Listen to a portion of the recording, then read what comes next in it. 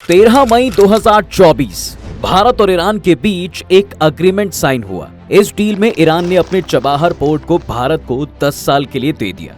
अब तक ये दोनों देशों के बीच एक बहुत ही इंपॉर्टेंट डील देखी गई, लेकिन कहते हैं ना, एक की तरक्की दूसरा देख नहीं सकता। वैसे ही अमेरिका को ये डील इतनी चुभने लगी कि अब वो भारत को धमकियां देने लगा है। जिस भारत को वो अपना एक अच्छा दोस्त कहता था, आज वो भारत पे सैंक्शंस लगाने की बात कर रहा है। अमेरिका मानता है कि जो देश उसका दुश्मन है वो सभी का दुश्मन कहलाएगा। पर ये अमेरिका तब कहां सो रहा था जब पाकिस्तान ने अपना ग्वादर पोर्ट चाइना को दे दिया था। जरूरी तो नहीं है जो तुम्हारे लिए खराब हो वो हमारे लिए भी खराब बन जाएगा। पर क्यों यहाँ अमेरिका ने अपना मुंह लटकाया हुआ है? क्यों उसको भारत ईरान के बढ़ते रिश्ते से इतनी तकलीफ है? क्या भारत इस धमकी से डर जाएगा? चलिए जानते हैं आज के इस वीडियो में। ये है ईरान और ये है उसका चबाहर पोर्ट, जो कि गल्फ ऑफ ओमान में पड़ता है। ये पाकिस्तान के ग्वादर पोर्ट के नजदीक है और इस समंदर के ये दोनों पोर्ट्स इस रूट के मोस्ट इंपॉर्टेंट पोर्ट्स में आते हैं। इसी चबाहर पोर्ट के एक टर्मिनल को भारत सरकार की इंडियन पोर्ट्स ग्लोबल लिमिटेड ने 10 साल के लिए लिया है। ये कंपनी इस पोर्ट को डेवलप करने के लिए तकरीबन $120 मिलियन का निवेश करेगी और साथ ही इस पोर्ट के इंफ्रास्ट्रक्चर को डेवलप करने के लिए भारत सरकार $250 मिलियन का क्रेडिट विंडो भी दे रही है। इसका मतलब ये है कि आने वाले वक्त में यहाँ काफी सारी डेवलपमेंट भारत सरकार द्वारा की जाएगी। इसके साथ ही ये भारत का पहला फॉरेन पोर्ट है जिसको भारत सरकार द्वारा चलाया जाएगा। मगर किसी दूसरे देश के पोर्ट में भारत क्यों इतना निवेश कर रहा है? तो दोस्तों, ये पोर्ट भारत के लिए कई मायनों में इंपॉर्टेंट है। अगर इस रूट को इकोनॉमिकली देखा जाए तो भारत और सेंट्रल एशिया के बीच ये भारत को एक ऑल्टरनेटिव रूट देता है, क्योंकि इस रूट पर पाकिस्तान पहले से ही अपने पैर जमाए बैठा है और वो काफी सालों से भारत का इस रूट पर ट्रेड ब्लॉक करता रहता था, जिस वजह से अफगानिस्तान और सेंट्रल एशियन कंट्रीज के साथ डील करने में भारत को दिक्कत आती थी। अब चबाहर पोर्ट की मदद से भारत अपना सामान ईरान तक ले जा पाएगा और फिर अफगानिस्तान और सेंट्रल एशियन कंट्रीज में इसको इजीली ट्रांसपोर्ट कर पाएगा। साथ ही इन सेंट्रल एशियन कंट्रीज में काफी ज्यादा नेचुरल रिसोर्सेज हैं, जो कि आने वाले वक्त में भारत के लिए खजाना बन सकता है। इसके साथ ही ये पोर्ट स्ट्रैटेजिकली भी भारत को एक अपर हैंड देता है, क्योंकि इस इंडियन ओशियन पे पाकिस्तान का ग्वादर पोर्ट चाइना ने पूरी तरह से ले लिया है और यहाँ सीक्रेट मिलिट्री बेसिस तैयार कर रहा है। अब भारत के पास ईरान के इस पोर्ट के आने से भारत भी अब यहाँ अपना दमखम दिखा पाएगा और अपने दुश्मनों पर नजर भी रख सकता है। मगर भारत के किसी भी शुभ कार्य में दिक्कत ना आए, ऐसा हो सकता है क्या? यहाँ अमेरिका अब चील की तरह भारत के पीछे पड़ गया। जब चाइना और पाकिस्तान एक साथ मिलकर कोई डील साइन करते हैं तब कोई वेस्टर्न कंट्री कुछ नहीं कहती है, पर जब भारत किसी कंट्री के साथ डील करने लगता है, हर किसी को जलन क्यों होने लगती है? इस सवालों का जवाब हमें अमेरिका और ईरान के बीच जुड़ी कड़ियों से मिलता है, जिससे भारत का कभी कोई लेना देना था ही नहीं। अमेरिका और ईरान के बीच तनाव आज चरम पर पहुंच गया है, लेकिन ये दशकों से उबल रहा है। वॉशिंगटन द्वारा ईरानी कमांडर कासिम सुलेमानी को मारने और ईरान द्वारा अमेरिकी सैनिकों वाले इराकी ठिकानों पर मिसाइल हमलों का जवाब देने से बहुत पहले से दोनों देशों के बीच मतभेद रहे हैं। ये वॉर कुछ कारणों से चल रहा है, जिसमें ईरान के तेल भंडार पर कंट्रोल, अमेरिका का ईरान में पॉलिटिकल इंटरफेरेंस, ईरान का न्यूक्लियर पावर हासिल करना और दोनों कंट्रीज का मिडिल ईस्ट में बढ़ता इन्फ्लुएंस सबसे बड़े इनके बीच लड़ाई के मुद्दे हैं। इनकी एक लंबी और कॉम्प्लिकेटेड हिस्ट्री भी रही है, मगर इसकी शुरुआत सबसे पहले 1951 में शुरू हुई, जब ईरानियों और देश को इन्फ्लुएंस करने वाली फॉरेन पावर्स के बीच तनाव पहली बार शुरू हुआ था। 1900 के दशक की शुरुआत से ब्रिटिश सरकार ने एंग्लो ईरानी तेल कंपनी के साथ ईरान के तेल भंडार पर अपने पैर जमा रखे थे। इस बीच मोहम्मद मुसादेक इन्वॉल्वमेंट से थक चुके थे। वो लोग चाहते थे कि ईरान के नेचुरल रिसोर्सेज पर पहला हक वहां के लोगों का होना चाहिए, ना कि बाहरी ताकतों का। इस बढ़ते प्रेशर को देख मोहम्मद मुसादेक ने बिना फॉरेन पार्टनर से पूछे इन ऑयल फील्ड्स को नेशनलाइज करने का आदेश दे दिया। अब इस डिसीजन को देख अमेरिका और यूके ने इसे उनके खिलाफ एक गंभीर मुद्दा माना और तभी के तभी अमेरिका ने अपनी पावर के बलबूते पर यहाँ तख्ता पलटी कर दिया। मुसादेक को उखाड़ फेंकने के बाद अमेरिका ईरान के शाह के रूप में शासन करने के लिए ईरान के राजा मोहम्मद रजा पहलवी का समर्थन करने लगा। अब आग इतनी फैल गई थी कि लोगों के अंदर अब एंटी अमेरिकन सेंटीमेंट्स को जन्म दे दिया था, जो कि आने वाले दशकों तक बुझने वाला नहीं था।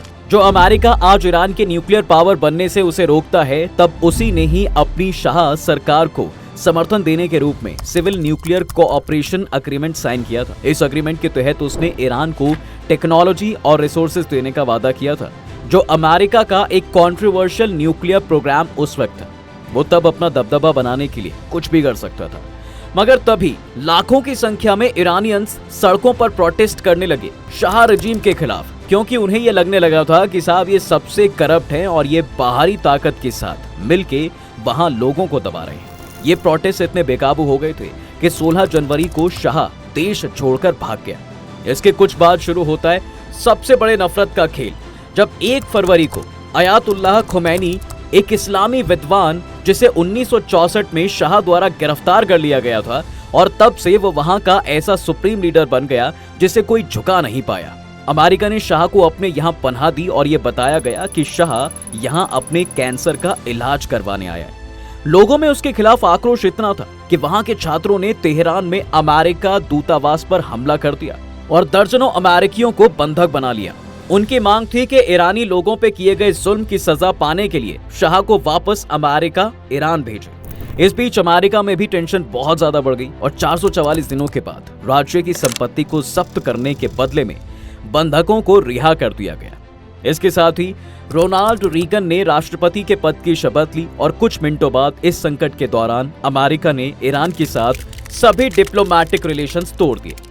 राष्ट्रपति रोनाल्ड रीगन ने इसके साथ ही ईरान को एक टेररिस्ट देश भी घोषित कर दिया, जो कि आज भी उसके लिए एप्लीकेबल है। इस दौरान अमेरिका के ईरान के साथ रिलेशनशिप कभी अच्छे तो कभी खट्टे चलते रहे, पर अमेरिका कहां किसी को अपने सामने उठता हुआ देख सकता है। पर्शियन गल्फ सी में इन दोनों के जहाजों के बीच अचानक ही गोलीबारी शुरू हो गई। इस बीच एक पैसेंजर फ्लाइट ईरान से इस रास्ते जा रही थी, जिसको अमेरिका ने फाइटर जेट समझ के ईरान एयर फ्लाइट 655 को मार गिराया। विमान में सवार सभी 290 पैसेंजर्स और क्रू मेंबर्स मारे गए। हालांकि अमेरिका का कहना था कि हमला एक दुर्घटना थी और उनसे गलती हो गई, पर ईरान पे ये उस वक्त का सबसे बड़ा हमला था। उनका कहना था कि ये अमेरिका ने जानबूझकर किया है। इसके कुछ सालों बाद अमेरिका पर 9/11 का अटैक हुआ और अमेरिका इसमें ईरान को भी दोषी बताता है, जिसकी वजह से ईरान अब अमेरिका से और ज्यादा नाखुश हो जाता है। कुछ साल बीत जाने के बाद इन दोनों के बीच कुछ नए रिश्ते खिलते हुए दिखते हैं, जब बराक ओबामा अमेरिका के राष्ट्रपति बनते हैं और बराक ओबामा एडमिनिस्ट्रेशन के साथ मिलकर 6 नेशंस और तेहरान के बीच एक लैंडमार्क एग्रीमेंट होता है, जिसके तहत उन पर कुछ सैंक्शंस हटा दिए जाते हैं और बदले में ईरान ने अपने न्यूक्लियर डेवलपमेंट प्रोग्राम को धीमा कर दिया। इस डिसीजन के बाद से उसकी अर्थव्यवस्था काफी स्थिर हो गई। मगर जैसे खुशियां ज्यादा देर तक नहीं टिकती, वैसे ही इनकी भी खुशी नहीं टिक सकी और डोनाल्ड ट्रंप के प्रेसिडेंट बनते ही उन्होंने ईरान और 7 मुस्लिम मेजॉरिटी देशों को 90 दिनों के लिए अमेरिका में प्रवेश करने पर रोक लगा दी। ईरान ने डिसीजन को इस्लामिक दुनिया का अपमान बताया और तभी के तभी कई सारी बैलिस्टिक मिसाइल्स परीक्षण करके उल्टा जवाब अमेरिका को दे दिया। इसके साथ साथ ट्रंप ने ईरान के साथ न्यूक्लियर डील को भी कैंसिल कर दिया और ईरान रिवॉल्यूशनरी गार्ड कॉर्प्स, जो कि ईरान की मोस्ट पावरफुल मिलिट्री इंस्टीट्यूशन है, उसको फॉरेन टेररिस्ट ऑर्गेनाइजेशन का दर्जा दे दिया। इसके बाद आज तक इनके रिश्ते कुछ सुधरे नहीं हैं और दोनों एक दूसरे के कट्टर विरोधी बने हुए हैं। आए दिन कुछ ना कुछ लड़ाई इनके बीच होती रहती है। अब जब ये लड़ाई इनके बीच में है, तो क्यों अमेरिका भारत और ईरान के फैसले लेना चाहता है, जबकि इन दोनों की आज के नहीं बल्कि सेंचुरी से रिश्ते इतने अच्छे हैं कि इनके कल्चर में कुछ ना कुछ सिमिलैरिटीज देखी गई हैं। एक वक्त ऐसा था जब ईरान और भारत 1947 तक एक दूसरे के साथ बॉर्डर शेयर करते थे। इंडिपेंडेंट के बाद इसका बॉर्डर तब भारत से अलग हुए पाकिस्तान के साथ बॉर्डर बन गया था, मगर इसकी वजह से इनके बीच कोई परेशानियां नहीं देखने को मिली और भारत और ईरान की 1950 में डिप्लोमेटिक रिलेशंस की शुरुआत हुई। अगले 50 सालों में दोनों देशों के कई नेताओं और प्रधानमंत्रियों ने एक दूसरे के देशों में कई सारे विजिट्स की, जिसकी शुरुआत 1956 में शाह मोहम्मद रजा पहलवी के भारत दौरे से हुई। इसके बाद प्रधानमंत्री रहे जवाहरलाल नेहरू और इंदिरा गांधी ने भी अपने कार्यकाल में ईरान का दौरा किया। इस ट्रेंड को कंटिन्यू रखते हुए तब के ईरानी राष्ट्रपति मोहम्मद खातमी ने 2003 में गणतंत्र दिवस परेड के मुख्य अतिथि के रूप में भारत का दौरा किया, जहां उन्होंने द न्यू दिल्ली डिक्लेरेशन पर साइन किए, जिसके बाद दोनों के बीच एक स्ट्रैटेजिक पार्टनरशिप की शुरुआत हुई। इस डील में कई सारे एरियाज पे काम करने की बात की गई, पर टॉप पर ऑयल से रिलेटेड मैटर्स की डील थी। भारत ईरानी तेल का एक इम्पोर्टेंट इंपोर्टर रहा है, जिस वजह से तेहरान देश का तीसरा सबसे बड़ा तेल सप्लायर बन के उभरा है। 2009 में भी ईरान के तेल एक्सपोर्ट्स में भारत की हिस्सेदारी लगभग 40% थी, जिससे ये चाइना के बाद तेल का दूसरा सबसे बड़ा इंपोर्टर बन गया था। तेल के अलावा मिलिट्री एंड डिफेंस में भी इनके रिश्ते काफी सही रहे हैं। 1983 में भारत ईरान जॉइंट कमीशन की नींव रखी गई, जिसमें मिलिट्री टाइज और डिफेंस कॉपरेशन की एक नई शुरुआत की गई थी। 1993 में ईरान इराक युद्ध के बाद ईरान ने रूस से खरीदी गई सबमरीन्स को डेवलप करने के लिए भारत से सहायता मांगी थी। इसके साथ ही 2001 में दोनों देशों ने डिफेंस के एक समझौते के MOU पर साइन किया था। आज भी भारत और ईरान के बीच काफी मिलिट्री ऑपरेशन एक साथ किए जाते हैं, मगर इतने दशकों से चली आ रही इनकी दोस्ती में जिस चीज ने 4 चांद लगा दिए वो थी चबाहर पोर्ट की डील। इस डील की शुरुआत आज की नहीं है, ये काफी साल पहले शुरू हो चुकी थी, जब 2016 की ईरान यात्रा के दौरान प्रधानमंत्री मोदी ने इससे रिलेटेड कॉन्ट्रैक्ट पर साइन किए, जिसमें इसकी डेवलपमेंट के लिए $85 मिलियन तक का इन्वेस्टमेंट दिया गया।